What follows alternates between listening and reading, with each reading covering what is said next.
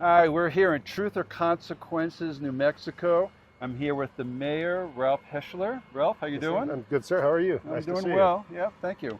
So I understand that there's a lot of hot springs in Truth or Consequences, you. and Sure. actually the name of the town was Springs. Is that correct? We're the only town in the nation that changed its name on a dare. Oh, In 1950, Ralph Edwards was doing a national promotion with his radio show, right?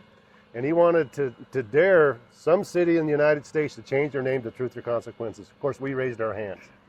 And we did, and the rest is history. This year will be our 75th year of our name change. And we have a fiesta here May 2nd, 3rd, and 4th to commemorate that. It's our 75th anniversary. It's going to be stupendous. Great. Well, maybe we'll have to stop by again in a couple of weeks. Sure. So the hot springs are kind of artesian wells, and then all of your water for your customers in town come from groundwater, and those wells are lower than the artesian wells for the hot springs. Is that right? Yes, and we're so blessed to have our hot springs, which are, you're right, they're just below the surface. In some places in this community, our water table is 3.5 feet deep, and it's artesian water. Wow. It's hot water, and the average temperature can be 104 degrees. It's highly mineralized, and and it's very therapeutic, as people say. So we're very fortunate to have that. But yes, all our water for our wells is pumped from beneath those hot springs and doesn't affect the hot springs themselves.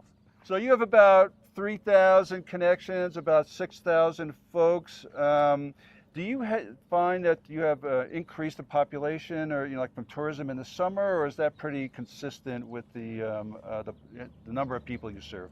Well, it's pretty consistent. You know, we used to have over 6,500 in population. We declined during the last census somewhat, but now we're back to a resurgence, and folks are rediscovering Truth or Consequences, and they're coming back. So we are increasing in population now. And yes, in the summertime, we are what I like to call the wettest county in the state. And what I mean by that is we have Elephant Butte and Cavallo within the county, and those are the two big lakes that we have. Right. And so those are great draws for our area, and a lot of those folks that come to the lakes will come to our city. So we're very blessed in the summertime to have an increase in tourism. That's great. And so last night I had dinner at Los Arcos, which I guess has been around for over 50 years, and Yep.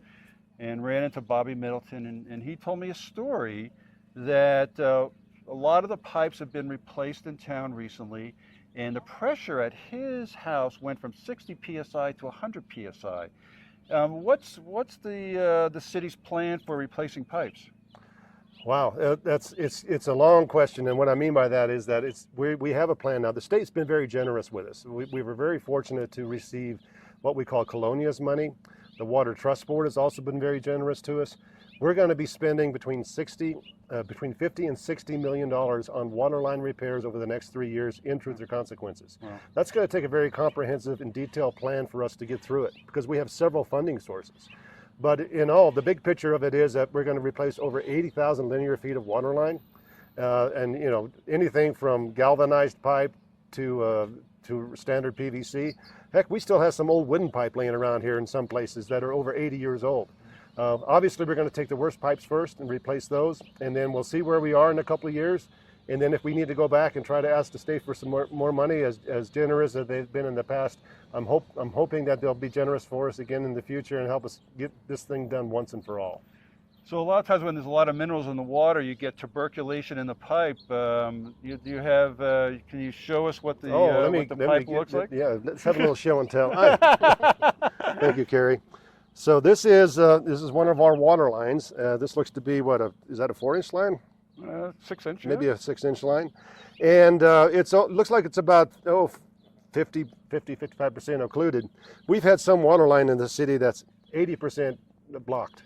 Wow. And what happens in those situations, the 80% blockages create pressure. And when that creates pressure, we have a water leak. And so we fix that leak, and we'll have a pipe maybe 20, 30 feet in length that we replace. But now you have free flowing water, and it creates pressure in someplace else, right? And then we have another wall. So we chase our tails a lot in this town fixing water lines, and that's why we needed to go to the state and ask for a substantial shot in the arm as far as money goes. and they've been very generous for us. And then when that money comes in, we're going to replace all these water lines. The worst ones first, like I said before.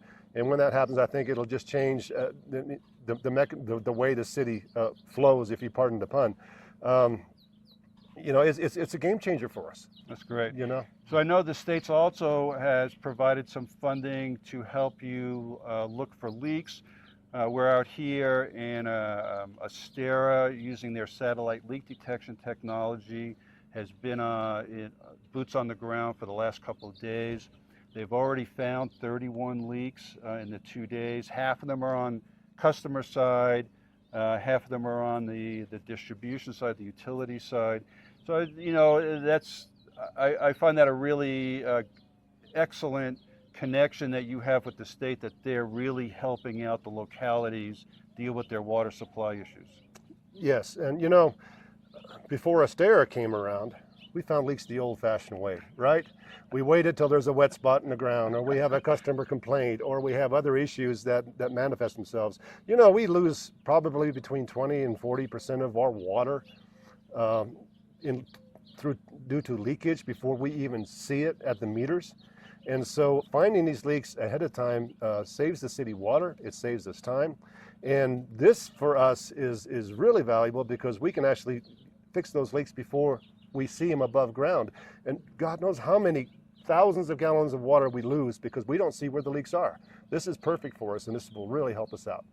And I know that some of your utility staff have been following the field inspectors around so they can get a really good idea about where the leaks are, kind of what they look like, listen to the acoustic signals that the staffers, that the field inspectors are collecting. So that's really that's great that you guys are assisting and following up with those folks immediately, because I know they found 2 leaks that they considered to be really urgent, which were ones that really needed to be dealt with quickly. Yeah, every leak that we fix is that much water that we save for our community.